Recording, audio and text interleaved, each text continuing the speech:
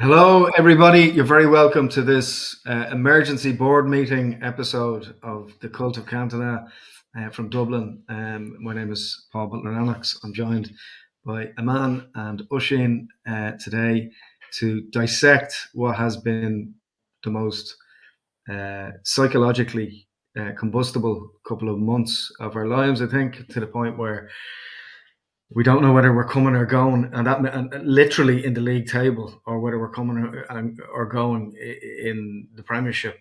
It seems going forward.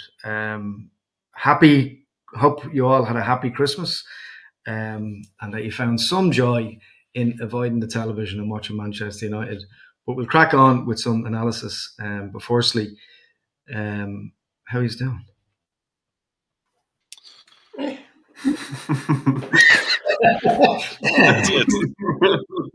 I think the mood we're like trying to stay a little bit positive because we do love United, but I think that just the way things are at the moment, it's a little bit hard to find joy in watching, and it's not just recently, but it's been for a long time now. It's our weekends are constantly getting ruined, and I don't know about you guys, but my Christmas was almost ruined by watching United. So yeah, it's tough, man. Like, that joy or that kind of like looking forward to the weekend to watch the United match, that's just completely disappeared from your lives.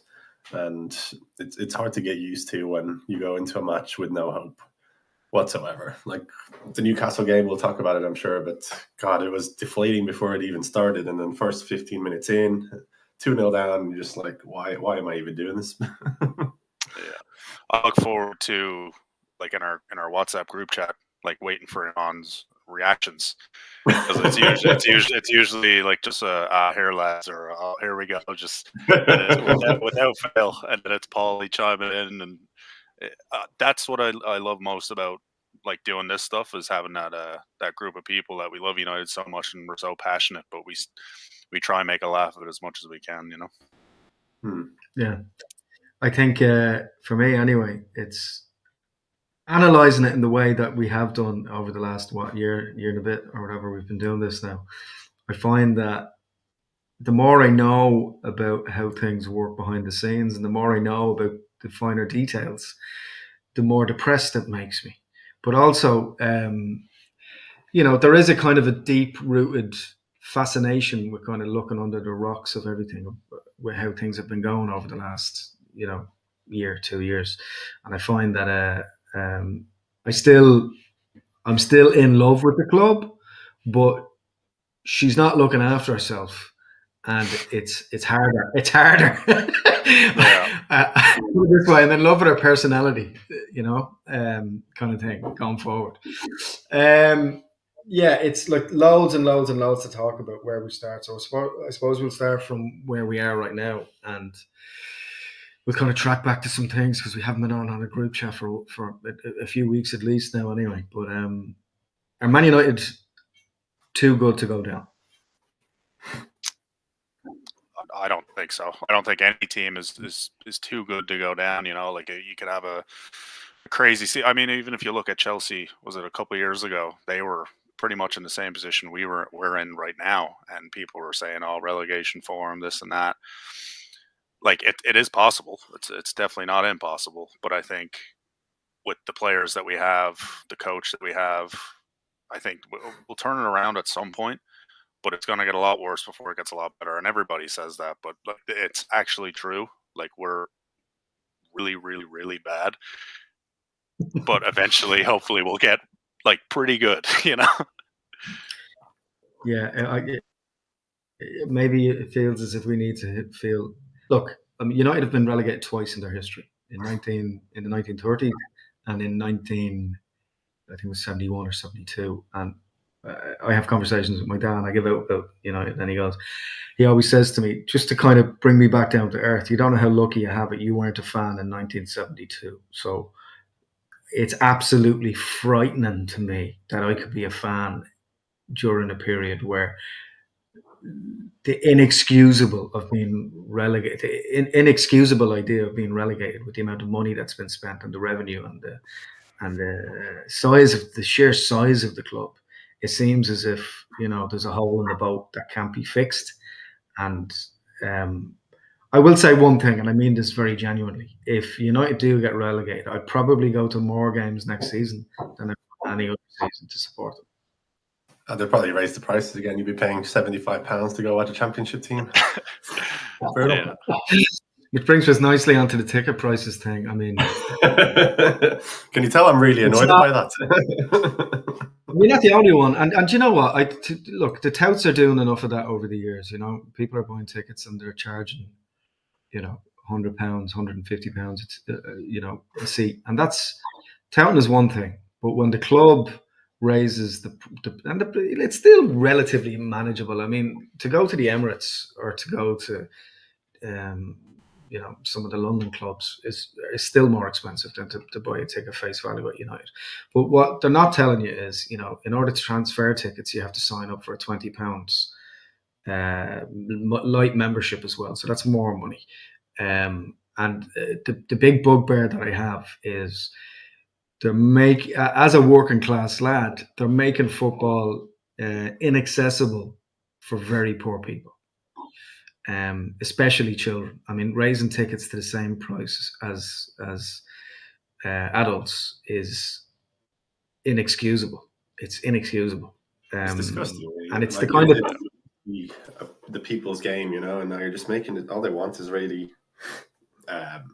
It's become almost a tourist attraction now, and you kind of lose. I know when we go to Old Trafford, almost the atmosphere suffers because of it. And now, if you're paying for the ticket, you have more right than anyone to be there, But raising the price to £66 a ticket, you're actually forcing out people that would go every week or would take their children every week, and that's you're losing the core of the actual football club. Yeah, it's kind of inexcusable, and the fact that they've doubled down on it and haven't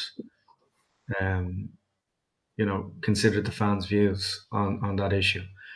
And look, there's several things that they're doing that is making it harder and harder from a fan's perspective to say anything positive about them, because we used to be, for a start, we used to be Manchester United PLC, like a public limited company for a start. So things were different a long time ago, and the ideology behind that. And look, it would be incredible to have the 50+1 kind of German idea, or even retaining some form of ownership over the club in order to have some control in this scenario would be amazing, but it's just not going to happen. I mean, the most we could ever hope for down the line is maybe getting about 10 or 15% of the club as fan ownership, but still would only have a say and not, control over any of these type of decisions. The issue is that it was raised by the supporters clubs, and they still haven't paid it any heed, which is the frightening thing about it. And I know it doesn't mean a lot for a lot of armchair supporters, but for people who, particularly in the UK, it's from a very grassroots level. It like there's people who are season ticket holders who now can't bring their kids, so that's how big it is. Sure. Ronaldo's he's gonna come in and buy the club. That's what he was saying. He wants to own a club eventually, so he'll come in and in his third stint he'll fix the club. I take anything that's going now if it's going to recalibrate everything. The reality is maybe we need to drop in order for things to. Number one, and this is the thing. Yeah, but this is the thing.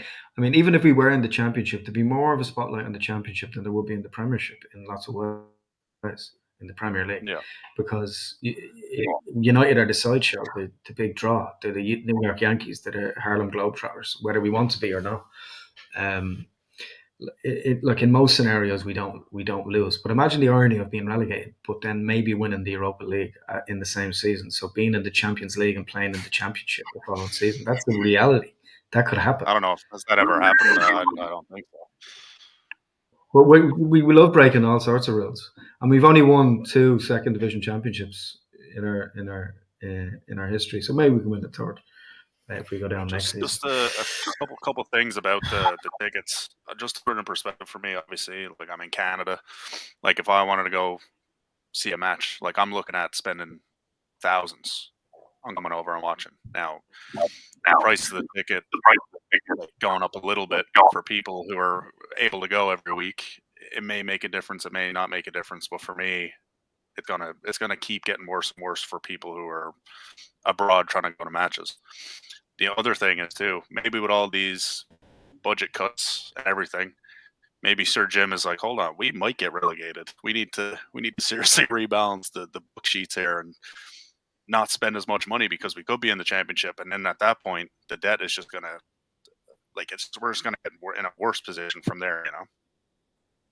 Yeah, it's just some news just in today that we might be done for some FFP stuff, which means we might be docked points.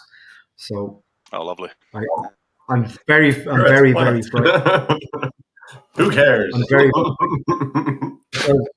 6 points when you're in a relegation battle is absolutely huge, and Everton only barely turned it over last season. So, I don't know.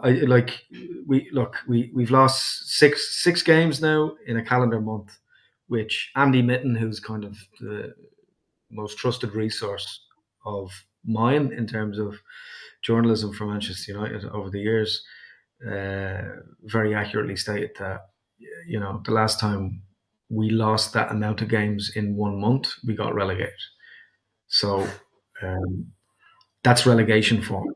And it's frightening. And I don't like ragging on the club, and I don't like ragging on the players, certainly not the individuals, because the reality is that they see, like, even if they try their best to not see this stuff, it's like, not that I would know anything about being famous, but it's like a rumor. If a rumor's being spread about someone, you can try to ignore it, and you can try to ignore it, and you can try to not engage with it.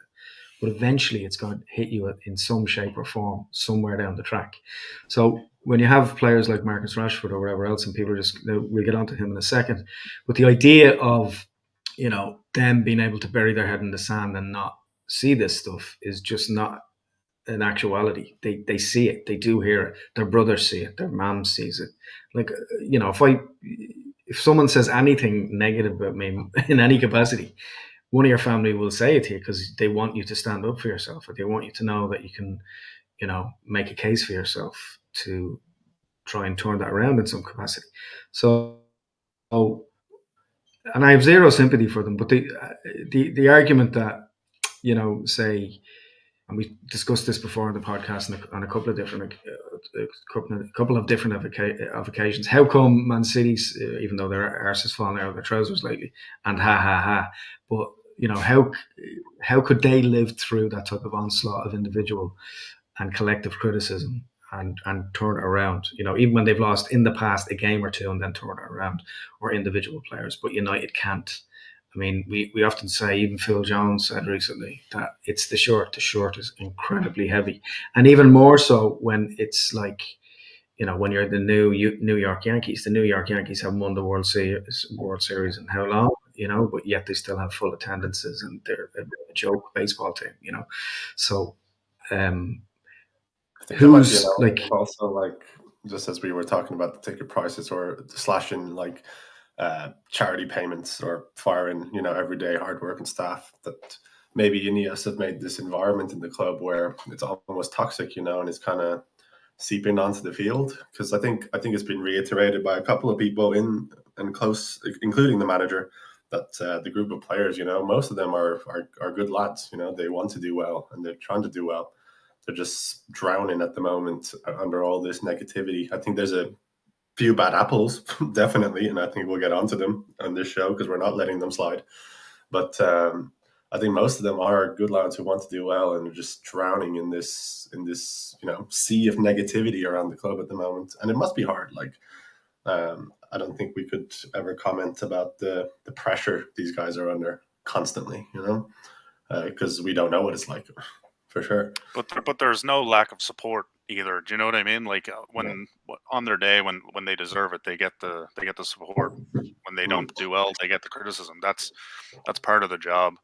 I think my biggest fear as a United fan is that we've lost a bit of our identity of who we are as a football club. Even as a fan base, we're so torn all the time over players, managers, ownership, everything that goes on. It's a constant struggle, and I think that's probably one of the biggest things now. If you look at the 11 players that were out there yesterday, a lot of those guys have only been there 2-3 years max. Do they really know what it's like to be a United player yet? they've only really known what it's like to be a failing Manchester United player. The only player that's probably a successful United player that's on our whole squad list is Johnny Evans, right? Johnny Rashford, yeah, he's won a couple trophies. Sir Johnny Jonathan Pirlo, yeah. Evans. But I think that's probably the biggest problem is they don't know what it means to be a United player. You can tell them about it, they can read up on it, but they have never lived it. And with the constant change of managers, ownership, everything, like I don't blame them for being a little bit kind of confused about everything. I'm confused. And well, they keep being told that there's this winning club around them, but they look around, they're like, this is not a winning football club, you know? We're 10 years now. Yeah. We're 10 years into being shit. Like, yeah. I mean, we are at present, although it was kind of, or I felt at least disrespectful to say that we're a mid-table team, but we are. I mean, we won the FA Cup last season, but so did Portsmouth one year and went down in the same year. So it's not beyond the realms of possibility. Yeah. Was it? Yeah, Wigan. Sorry, my bad, Wigan. That was actually Wigan. Look, I mean, let's jump into the Amorim stuff. I mean, I like him, but in the same way I liked Erik ten Hag. I thought he was doing something different. I thought Erik ten Hag, I thought he was refreshing. I liked the discipline idea of what he was trying to get across with Ronaldo. He stood up to the likes of Sancho and was also empathetic and tried to help him. But I mean, even that video. Did you see that video of Jadon Sancho where he's been abused by the fan going, Erik ten Hag was right. You're a lazy fucker. As he's walking by, like the idea that they have to deal with that is like that players have to deal with that type of abuse is not dissimilar to what Cantona, experienced 30 years ago. The only difference there is that he didn't jump into the crowd and he tried to ignore it. So that's the type of thing that they're dealing with on the pitch. Yeah. Like that's the type of thing they're dealing with on the pitch and that they're dealing with online constantly. They have as much a right to be online and have social media platforms, and they're on their phones as much as everybody else. I mean, I'm sure their screen time is hitting 5 hours a day, 6 hours, like a lot of other people, for stupid online stuff and falling down rabbit holes of stuff. Hopefully, people are falling down rabbit holes watching this stuff. But the Amorim thing when he came in. He already strikes me as a really articulate, erudite, smart man who knows football really well. But I am a little bit worried about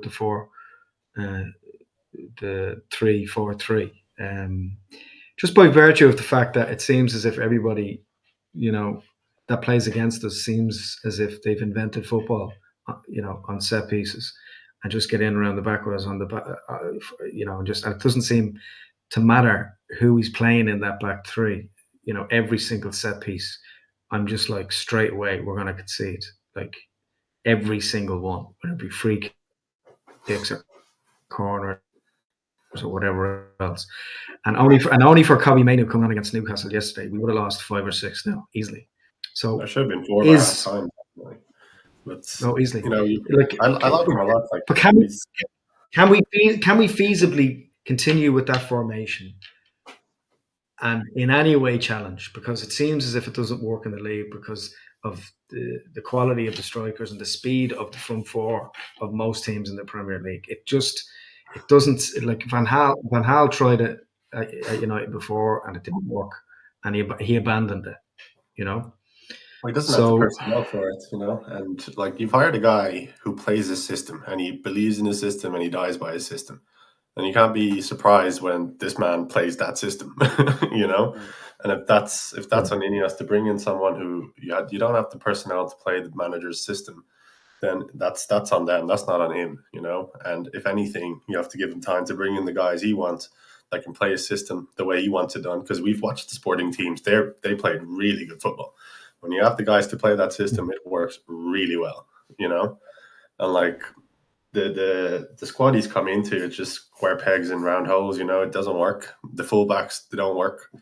But you can't blame him for sticking by his system. He has to implement his way of playing.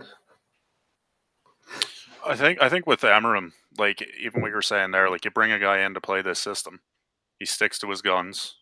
Like whether or not it's going to work with us, who knows? But he's a manager that plays three at the back. He plays wingers in like in the wing back spots. They're not defenders. So realistically, what we've been playing is more of like a five at the back, two in midfield, and then there's just like a massive disconnect between our striker and our midfield. That's why we're just getting run through. But if you then expect him, oh, that's not working, man. Sorry, you got to change that now. And then he tries a different system that he's never really coached before. Like, what's the difference there? You know what I mean? Like, you're gonna either force him to try something that he like doesn't know how to do, and that doesn't work, or it miraculously changes these players' work ethic. Because I think to the core of the issues is the players are not good enough. I don't think they're good enough to play pretty much any system. Like, no matter what manager you have in, what formation you're going to play, the tactics, how you defend set pieces, whatever it is, I think we're soft. I think we don't have any attitude or any sort of grit in what we do. And I was saying in the group yesterday, like, look at Wolves before their manager got sacked. There was like 2 weeks back to back where players were having like bust ups on the pitch, right? Like, I'm not saying I want to see our players fighting with each other, but I'd like to see a guy. I'd like to see a guy grab someone and be like, "What the fuck are you doing? Like, that's your man. This, that, the other." Like, it's like when a mistake is made, the camera always pans to Harry Maguire, and he's just got that sad look on his face, and he's just like saying to somebody, "He's like, he's not my man." Like Yeah, he's just that's what we were no saying in clue. the group chat yesterday. Like, second to every ball, letting your man run off you. That's not the coach. That's just you not putting in the effort. Like, 100%. I remember the first game against Ipswich after the match. In the interview, they were like, "How long will it take you to implement the system?" And his answer was kind of like, "There's no need to talk about the system. These guys just aren't very good." He's walked into this dressing room. He's had one look at Marcus Rashford and he goes, "You can fuck off." And he's done that to like half the other team, half the other squad as well. And like, he's trying to build a house with very worn down tools. It's going to be a long journey until he gets what he needs to actually perform. I think. Yeah, but one thing that Gary Neville said yesterday, which I think is interesting, is that, and I'd agree with him on this. Like, I don't think the signings that Erik ten Hag bought have been particularly bad. I think, if anything, you look at Euro when he comes in, Ugarte, De Ligt, like they're not like I don't think by any means are they awful. I think that if anything, they're more open to being part of what's happening than I don't know what happened to Licha. He's just gone AWOL, and he looks like that defender that Carragher criticised. The first couple of games that he played for United, the fact he was, it just totally. He's just not. Again, he's going into like crazy 2-foot challenges. He's getting caught off the ball. He's getting caught out of position. The ball is clearing him all the time, and he's getting caught under the ball for corners all the time. To the point where I wouldn't pick him. I'd pick De Ligt in Euro every day, and and what's most frustrating for me watching him so far, and maybe like Amorim from his perspective, he's like, right, lads, I'm gonna just keep tinkering with the team and keep rotating and rotating and rotating until I find out who'd put their head under a bus for me, and until I know who that is, I'm going to keep doing that because I don't give a fuck, and I respect that in a way. And even his demeanor at the press conference afterwards last night, he was taking responsibility himself for what was going on. He was apologizing and he was acknowledging the word relegation, which you would like a Ten Hag wouldn't even acknowledge, or certainly Ferguson or any of the other managers over the last few years. So I admire his front-footedness in all of this and his ability to be a realist. The question is, I mean, even if he's to bring in a proven goal scorer, like a Garcares or whoever we're after, or even an Osherman's been touted again, I don't really think that's going to change much until we at least get rid of about 4 or 5 players. And one thing that bugs me, and I'd like to get your take on this. I mean, why hasn't he? It doesn't seem as if he's looking realistically at any of the youth players coming through to try and integrate them into this. In comparison to say Ten Hag, because Ten Hag, maybe they're just not good enough. I know everyone always hypes up the youth talent like every year, and like loads of them will probably make really good careers for themselves. But when you look at it historically, one guy once in a while come through, become a solid first team footballer. And it's really easy to overhype youth footballers because a lot of them, unfortunately, realistically, won't make it at Man United. They'll make good careers out of themselves somewhere in the football league, but most of them, unfortunately, won't be good enough. And throwing them into this crucible that is the first team at the moment might even just destroy their careers altogether. Well, I would imagine. Sorry, I would imagine that. Like I know for a fact, like the youth team, like they're flying. Like they've been flying for the last 2 years, winning pretty much everything they can. But the one thing I would say, and this is just me guessing, when a manager comes in, he will speak to the academy coaches and say, "This is the profile of players that I want. This is what I want you to develop. This is what I want these players to work on, so that eventually they can fit into the system." Which I think is why Kobbie Mainoo last year had such a breakout, because he was the perfect player for what we were trying to do. And I think that's vital to, once again, our identity is having that like progress of youth players coming in, because if you look back last year, like Kobbie Mainoo was probably one of the only bright sparks in that whole team. Like he kept me happy all year, because he just kept coming up with these moments and kept being brilliant. And you're like, yep, that's a homegrown lad. He's a youth kid. Like that's what we do. That's what Manchester United is. But I think now Amorim's only been in the job, a month, right? There hasn't been enough time for him to ID every single player that he needs in that youth setup and develop all those players. And we did see a new name on the bench yesterday from the youth setup. And we signed I think 3 young fellas, like that Cheeto Obi Martin guy who's lighting it up. We signed him from Arsenal. Ikone, who's like a CDM type player, tall, strong, talented from what I've seen. But then again, that's going to take time. So we need to just kind of like, and I know like we say like, oh, we're putting a Band-Aid on things. I think for right now, that's kind of what we need to do, is just keep putting Band-Aids on things and develop and let the manager get time in to figure it all out. So then eventually things will start clicking. Yeah, it's a big step up. It does make an argument. I'm all for. Sorry. Sorry, you go ahead. No, you go ahead. No. I was just going to say, like, it's a big step up to first team football, and I'm all for, like, I love watching the youth guys come through, and maybe there is a solution down there, but like, the last time we had a great youth team was that the youth cup winning team with Pogba, but then there was also Ravel Morrison who didn't, and Ryan Tunnicliffe, Tom Thorpe. It's a lot of guys who make good careers but won't make it at United. And even like you mentioned, Cheeto Obi Martin, I was looking at his youth stats, and they're very similar to Charlie McNeil's, and he didn't make it. So like, it's always hard to when people say like just play the kids, it's not as easy as just throwing them in there, especially with young fragile confidence. I get the impression that. Because obviously Amorim is saying a lot in his pressers and in his interviews that he hasn't had enough time to work with the players. That's fair enough. But it does seem as if he doesn't, or his team don't know enough about the opposition, I've noticed. Like in terms of set pieces. I mean, you look at, everybody, like it's the obvious chink in the armor that we have, and everyone's just gone straight for the jugular every single game, And a smart man would play long balls over the top. A smart man would be playing for corners and playing for, free kicks and diving and whatever else. Just to try and shooting for corners yesterday. Yeah, because they know how weak we are. Nobody's afraid of us anymore. But 2 things concern me. Why, does he know, or has he watched anything from last season to know who our strongest team is? Now, I know his logic is play your way into the system, give everyone a chance.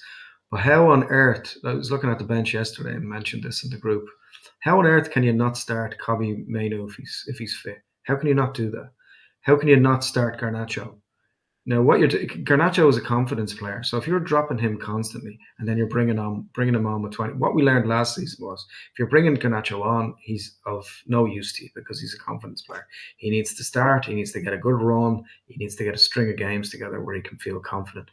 He clearly seems as if he doesn't want to play that wing back position, or anything even remotely like it. If there is any positives, Anthony, as much as I fucking hate the sight of him, is more suited for that type of role. But how you can start with, and we'll get out, I suppose this is as good a time as any to talk about Marcus Rashford. Why is he putting him back in the squad and then not bringing him on? I mean, you could see that Rashford looked embarrassed to be there yesterday.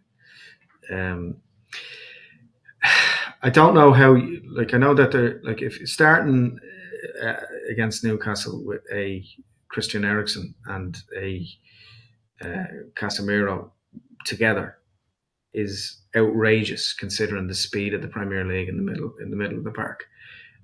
Both of them looked as if they were 2 or 3, light years away from what was going.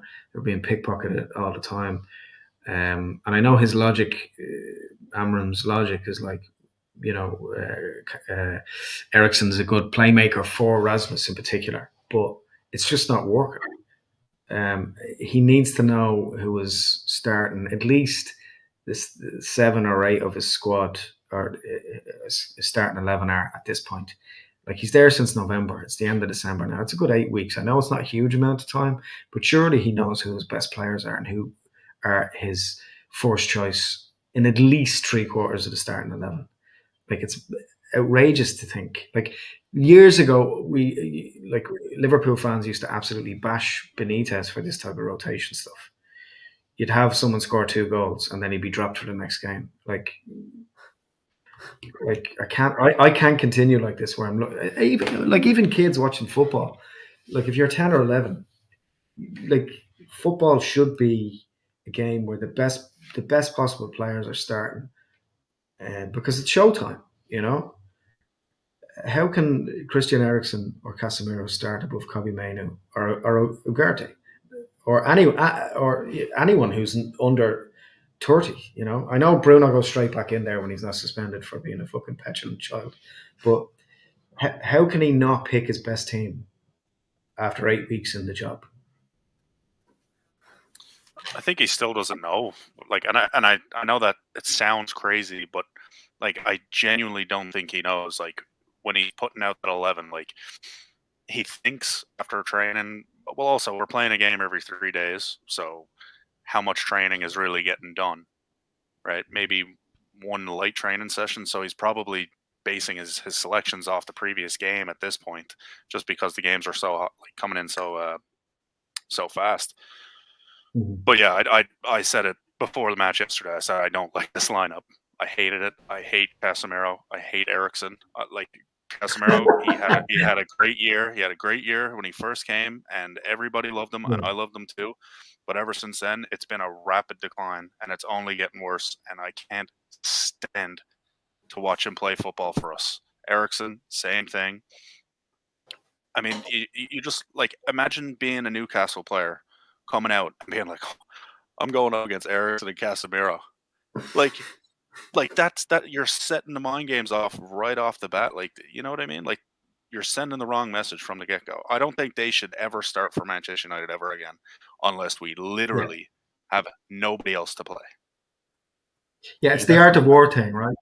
It's the art of war thing. By the way. It's the art of war thing. They've won. When you present very, very obvious fallacies like that as a team, teams are coming going, we've already beaten these, because we know that even from a statistics point of view, I'm sure they're going, our midfield statistically it will cover more ground in midfield, and as a result of that we'll win before we even play.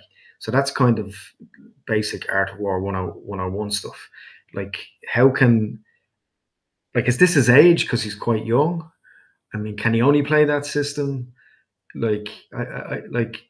like it's quite a modern setup to do to what he's trying to achieve, and then he like I mean, is he starting or playing a certain type of player to know to really give them a good rinse out there to see how they respond to it? Because otherwise they're going to go. Is that what he's up to?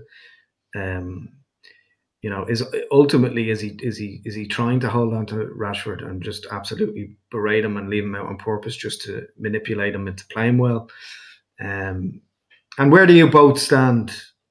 So there's two things there.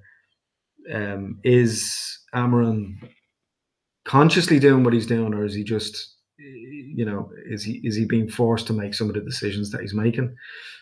Number one, and number two, does Rashford have a future for the club? What's your take on what's happening in general, and what do you think is going to happen to him in the long run at United or not? Do you want to go first on this one? Yeah, you go first. I'm gonna calm myself down. I think like you said earlier, like he's come in and he said you're not good enough. You don't fit the system. Boom. He's probably done that with a few other people. So I think everything that he's doing is calculated. I don't think he's just like came in, had an argument with Rashford or something like that. It's just I think we can all agree Rashford has not been the best version of himself for a long time, and he's been given a lot of leeway and a lot of time. But I think now it is the right time to move on for him. I don't see him having, especially with this manager, with the system that he wants to play. He doesn't fit anywhere. But I think what he said was before the match, he said like he basically picked him because there was no one else, right? Without saying that. So I think that shows you everything you need to say. And especially if we are in need of selling players, he's probably one of the few guys that's going to get us a pretty big amount of money that we desperately need if we want to back this manager. Mm-hmm. And the question that I'll say to you guys too is I seen Atletico, now God knows if this is true, but 60 million for Garnacho. Would you take that? No. No. I'd like him to stay, and I'd like him to get it. I'd like him to stay and get. I think like this is the thing. Just on the Garnacho thing, real quick. How could you not have someone who won the Puskás Award last season in your team somewhere? It's ridiculous. He didn't turn into a bad player overnight. He plateaued a bit this season, but just Rashford very quickly. Like Marcus Rashford is not just having a problem with this manager. He's had a problem with the manager before. If you remember as well, he was dropped by Mourinho and Solskjaer. Marcus Rashford has been a problem for managers at this club for about 8 or 9 years. Marcus Rashford in general is part of the trio of idiots in the past. He is an egomaniac. All of this stuff, and even his very well timed going to his old school and buying all of the kids in his school a Christmas present was calculated. And I'm not inferring that he's a bad person. I'm just saying that he is dining out on former glories of that incredible season. If he hadn't have had that season, he'd have been moved on by now. There's only a glimmer of hope based on what he's done that particular season. But if history has taught us anything, is that as good as Wayne Rooney was, there was only one season where he hit those type of figures, and by Rooney's own admission, he didn't enjoy playing football that season. So what's happening here, I think, is a cross reference of that as well with Marcus Rashford. I think when Rashford played his best, he was playing him kind of out of position at the time when he scored those 28, 29, 30 goals, whatever it was, and he felt as if he's worked harder that season than any others. And then there's a natural regression because he's like, I don't like playing that way, even though I'm doing more for the team. So that's what's happened to him when he's just gone slowly and slowly down and down and downhill. He's not a playmaker. If he was a playmaker, he could find a role in there, but that's what Bruno does anyway. So you'd have to say that, Rashford is the fact that he'd even go and do an interview without, and I don't know why it keeps happening at United, because in any other club, big club, top 4 club in the top 4 or 5 leagues, they would never be allowed to go out and do any interview that wasn't sanctioned by the club. So why he's doing that is outrageous, to think that, you'd go and do, like, even basic employment law, even in Ireland. If you were to go and do an interview about your job, you'd lose your job. You have a contract to say that you can't talk about your job. In most basic employment contracts. Also, just common courtesy as well. Like the club that gave him everything he has to like come out and just kind of, I'm ready for a new challenge. Just like that. That's completely undermining everything that, like, we're in a transition period, which I guess maybe could be the right time for him to say it rather than wait another year. But I think it's been absolutely disgraceful the way he's handled himself, to be honest. Like, this is a kid who's by all means should be the poster boy of United youth football, literally a local lad who made it big and does good for the community, and he should be commended for that. But like, he's living like, your dream, my dream, and everyone who's listening to this podcast, he's living our dream of playing for Man United, being a fan, growing up, and then playing for the football club. And there's that privilege, and just to be sauntering around with a sulk on your face, not giving any sort of effort for the badge. I don't care what's happening in your personal life. Once you step onto that field, that's all that should matter. Especially like I'm sure you'll understand that feeling. Like, even if we were in that position when you walked out there, you'd die for the badge. And he's to see someone to be in that position and not give a fuck. That's, I think, the most inexcusable thing. And for that reason, like, I'm just get him out. I can't be bothered to look at that anymore. Yeah, it's disheartening. But the logic as well, I understand the players' logic as individuals. Like, they're on huge money, so they're caught between a rock and a hard place, because if they move on, they will have to take a cut in their wages, so they don't want to move. So there's that kind of look after number one aspect to it, which you can understand as a human being. You want to provide for your family, and you become accustomed to a certain standard of living, so you can see why they wouldn't move on. And a lot of and just let's get this one last negative point out of the way as well. I think Garnacho should stay because he's too good not to, in my opinion. But I was disgusted. I was absolutely disgusted seeing Joshua Zirkzee being booed coming off yesterday. Yeah, it's not what United do, and I understand that the fans are frustrated. But that kid is, number one, he's what is he, 23, 22, 23, 24 maybe. That's not good for anyone's psychology, and it's not gonna get him playing any better. So why boo him? His touch is really good. He scored. I don't think he doesn't look like a Premier League player, but that doesn't mean that he's a bad player. So you don't have to humiliate the lad as well, if someone's not playing well. But then again, there was an argument yesterday that why would Fergie wouldn't take anyone off unless they were awful. I mean, like Massimo Taibi awful,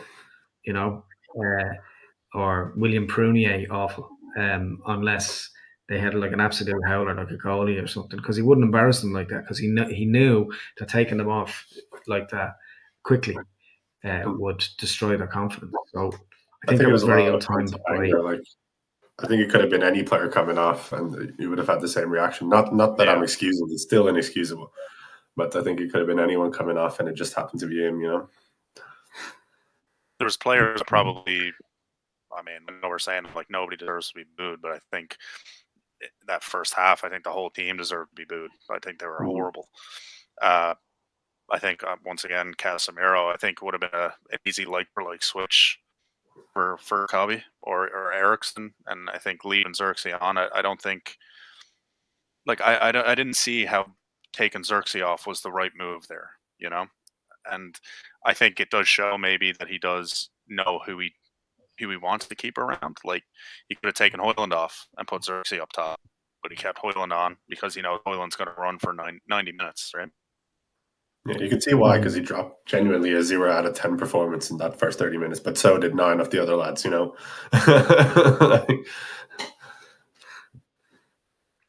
Yeah, but there are some positives. There's some clearance through the cloud, and if we focus, I suppose, on them, look, the league isn't over, so there's no point in behaving as if we're relegated just yet. I mean, it's probably inconceivable that could happen anyway.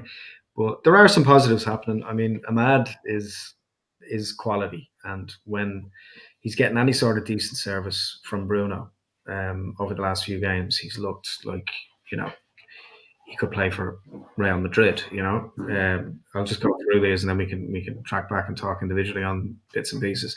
Mainu is of course quality and has world class potential. That hasn't changed, and he's still only 19.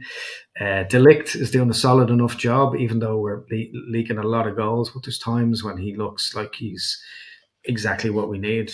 And Lenny Euro is, in my opinion, you know, why he's not starting no more. I know he's just coming back from injury and he doesn't want to rush him, I suppose. But he looks like a Ferdinand if Ferdinand could control the ball. You know, and Ugarte is exactly what we've been missing out in terms of a kind of Roy Keane-ish type midfielder, just, you know, a pit bull terrier just chasing down every ball kind of thing. And Rasmus, like, in fairness, Rasmus Højlund looks like he cares more about the club than even we do. So, I mean, there are positive things, and I think that they are kind of the foundations of where things are going forward. And Garnacho when he's arsed, you know. Yeah, I really do like Ugarte, especially when in the system that Amorim wants to play. When you watch him, the way he sets up in that midfield is kind of, he sets himself a base where he covers all the passing angles and then he charges at the ball, you know, and that's pretty much what you want from one of those two, is the constant kind of like a missile coming out at you with all the angles covered, and that's what Ugarte gives you. And I think Mainu, all the talent in the world, but he kind of has to, you know, you can see him kind of look a little bit lost in that midfield, but that's just to be expected with the new system, you know. I think he's got all the tools to be a perfect partner for Ugarte in there, definitely. And who else to say? Ahmad.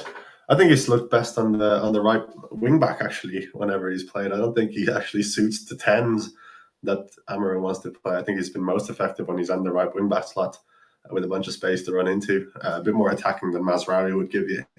And in the 10, he just kind of looks shackled almost, you know. But definitely build a team around that kid. He's special. Yeah, I think it's cool because last few years, like, our attack has always been like so like left-sided. Like, you could just see it every match we played. It was just Luke Shaw, Rashford overlap. Like that's where we played. Even when Garnacho comes on for Rashford, that's where we play. It's nice to finally have somebody out on the right side that actually can offer something a little bit different. So if we can, well, we haven't had a left back for 18 months. So if we can get something sorted out there, I don't think we're allowed one of that. No, I think if we get that sorted and we can get a little bit of balance, I think that could be one of like the main turning points for this team, is just getting those wing backs sorted. And I agree with you completely. I think Ahmad's way better there because I think defensively he's pretty talented too. I seen a screenshot of yesterday's match, and it was when, I don't know who played a crossfield ball over to Ahmad. Anyway, he takes beautiful touch in, and it's just like a freeze frame of 4 Newcastle players, like within 5 meters from him, just like, and I was like he's that good now, you know. He's got that potential that every team we play now are like, that's the danger man. That's who we need to look after. Kabi, I think, is, yeah, like we're saying, same thing. Change of system. I think he's wonderful on the ball. I wouldn't mind seeing him in like a more advanced, like 10 role maybe even, but I don't know with Bruno how you're gonna work that. But that's something I'd like to see. And Ugarte, like, Iman, I remember like very early on, I was like, who is this guy? Like, what have we just signed? And I think a lot of us were feeling the same way because he looked a little bit shaky, right? And then after the back, not playing for PSG for like 6 months, he's pleasantly surprised me. He's like the first name on the team sheet for me right now. I'm like, I hope he's playing. I can't wait to see what he's doing. He's doing these like little intricate flicks when there's like 2 men around. Like, just everything he's doing right now, even if the pass isn't 100% the way it was supposed to come off, I can see the way he's trying to play and I can respect it now. I love him. Yeah, me too. I think he's I think what we've lacked over the last at least 10 years is kind of a backbone of like 3 or 4 players. I mean, it's like that thing from 15 years ago, 20 years ago.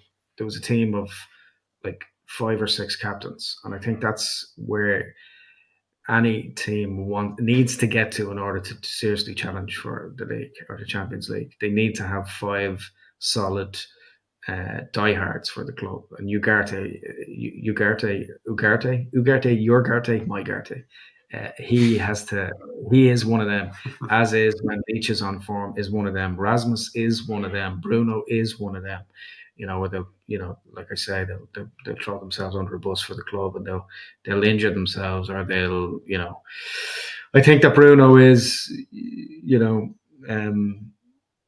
still very quietly going about his business and being a good captain at a time when there's fucking trench foot in this particular war. He's doing his best at what he can. I think he's clearly the most gifted player we have. But again, it's that thing that was happening last season where he's being pulled all over the gaff to try and put out fires when he doesn't have to.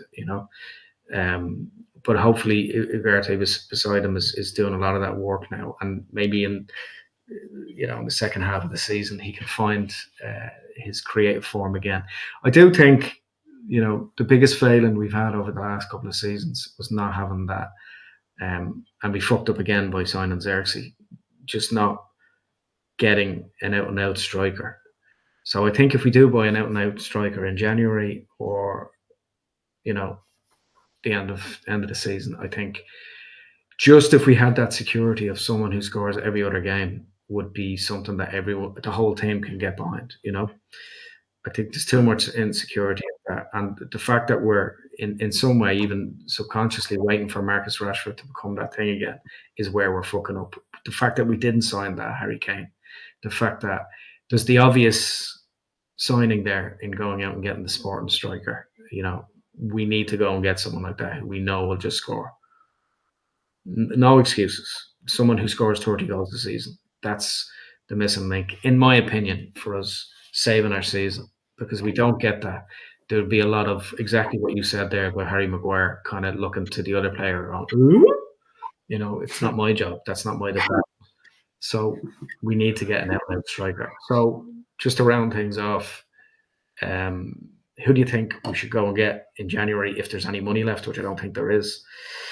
And who should go like for like? The only way that's happening is if someone leaves and then someone goes. Someone comes in and someone goes.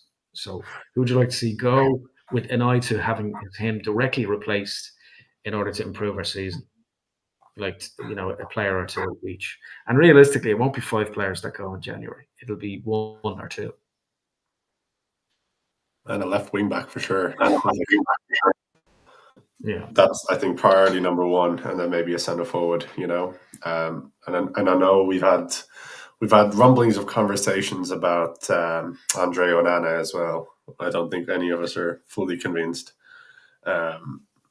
with this man at the moment, but that's a problem for down the road. I think the back 3, if you get them a bit more protection, I think they're okay. Mainly in regard, I think they're okay. I think you need left wing back for sure.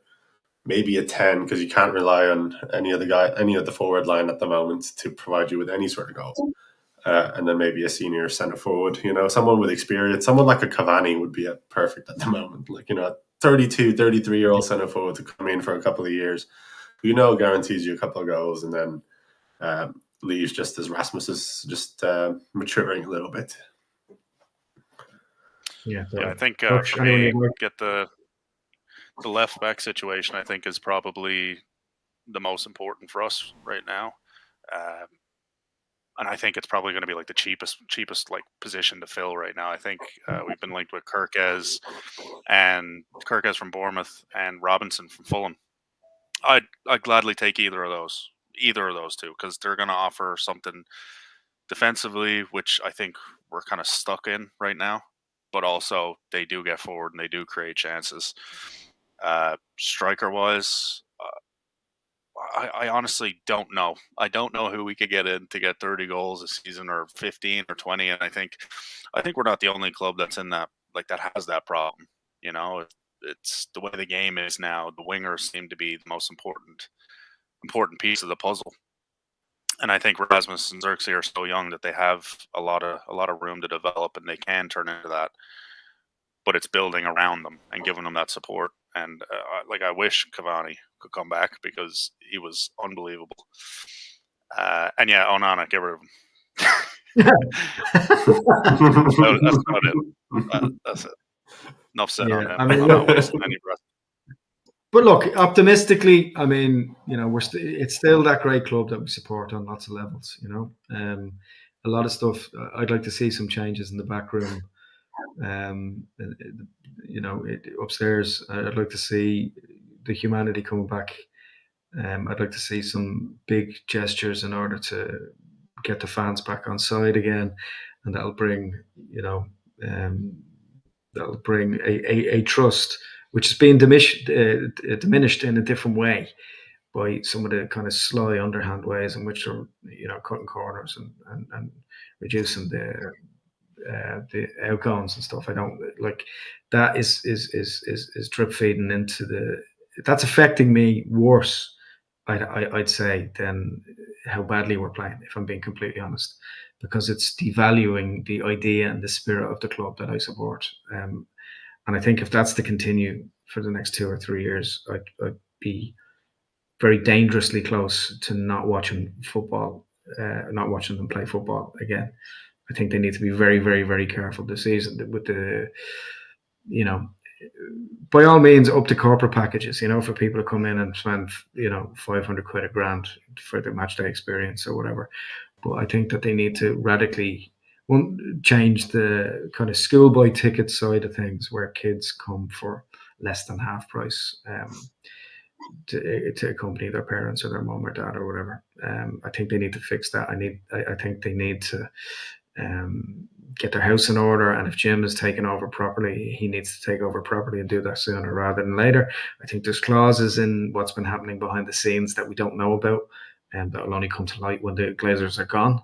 And I think that we're slowly being strangled, and the oxygen upstairs is being filtered out of the room all the time. And I think there's loads going on that we don't know about. A lot like every war, we'll find out 10, 15, 20 years later about how bad things actually were. But, let's just concentrate in the next game and try and get a win against Liverpool, which will give me momentary satisfaction. Liverpool away on our form. I'm going to say